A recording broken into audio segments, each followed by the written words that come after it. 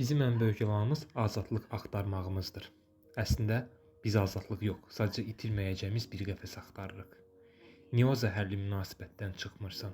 Niyə səni dəyərsizləşdirən bir müdirə dözürsən?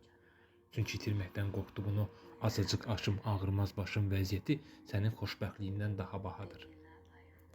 Bizə xoşbəxtlik məqsədi deyil, riskdir. Mövqe isə sanki sığortadır. İnsanlar nə qədər sevinirəm sualına yox, nəyin var sualını cavablandırmağa çalışırlar. Ona görə də çürümüş həyatlarımızı şükür pis deyil deyib kosmetik şəkildə saxlayırıq. Sən xoşbəxtliyi qorumursan, sadəcə əlindəki o kiçik adanı itirməməyə çalışırsan. Bu adanı qorumaq üçün imkanlarını, arzularını, hətta özünü belə qurban verirsən.